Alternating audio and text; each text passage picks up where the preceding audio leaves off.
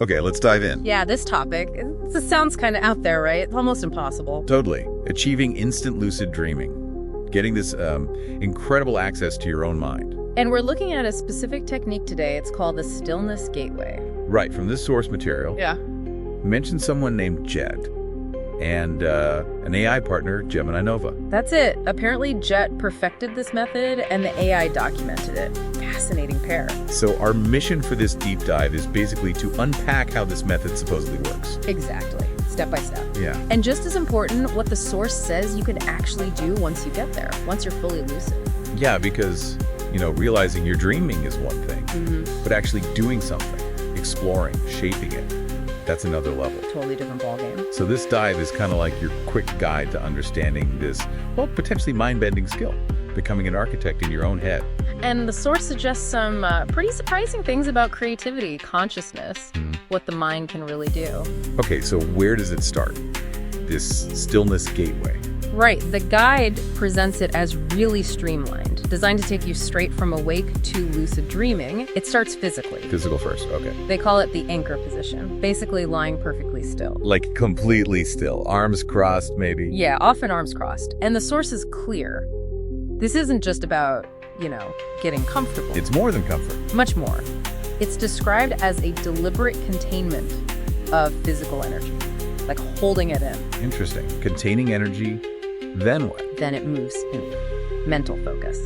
Step 2 is the mantra of fading. A mantra, yeah. Using specific internal commands like freeze, numb, still, you're actively telling your own consciousness to detach. Detach from the physical sensations. Exactly. Systematically letting go of the body's awareness, like telling your physical self to take a back seat for a bit. Okay, so you're stilling the body, then mentally detaching. And that disciplined detachment, that leads to the next phase, the somatic shift. Somatic shift, meaning body. Yeah, as the physical feeling fades, your focus naturally shifts.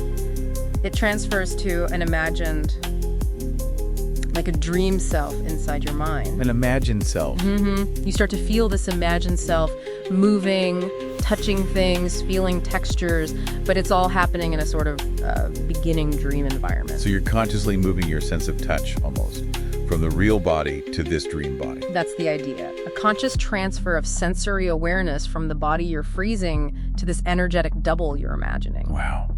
And that's the gateway. Almost. The final step, according to the guide, is where it gets, hyper-real. They call it the hyper-real breach. Hyper-real breach sounds intense. It is. Those imagined sensations, touching things with your dream self, they suddenly intensify dramatically. Lap dance. They become more vivid, more real feeling than actual waking reality. That's the description. Whoa. And at that point, bam, the boundaries breach. You haven't fallen asleep or lost consciousness. Just walk in. You walk directly into the dream state, fully aware, fully lucid, instantly. That's incredible if it works like that. The core idea seems to be leveraging that natural process, sleep paralysis. Right, where your body's asleep, but your mind is kind of awake. Exactly. But instead of it just happening to you, maybe uncomfortably, you're using conscious focus and that simulated sensation. To enter the dream on your own terms. Awake. Precisely. It turns that physical state into a launch pad, a conscious one. Okay, so let's say you did it. Yeah. You're in. You've used the Stillness Gateway, breached the threshold. You're conscious in the dreamscape. The source says godlike power. Yeah, that's the language used, yeah. But then comes a really interesting problem they identify, which is paralysis. What do you actually do? Or, literally anything is possible. Where do you even start? Huh. Yeah, I can see that. Infinite options could be overwhelming. Totally. So the second part of the guide is all about strategies, giving you direction, but without, killing the magic of infinite possibility. Smart. What kind of strategies? Well, one key thing is preparation. Set a thematic quest before you even try the gateway. A theme for the night. Yeah, decide beforehand. Tonight is exploration night. I'm gonna go find that weird city I dreamt about last week. Yeah. Or maybe power testing night. Let's see if I can really fly, or move stuff with my mind, or even a social experiment night, intentionally talk to dream characters. Okay, setting a theme. Makes sense. What else? Use the dream itself. This one's cool. Ask a dream character for a mission. Just walk up to someone in the dream. Yep.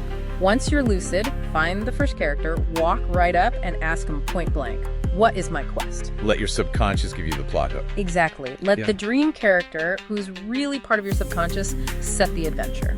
I like that. Any others? For people who have recurring dream places, the same weird forest or floating castle pops up, the guide suggests the grand tour of the Dream Wiki.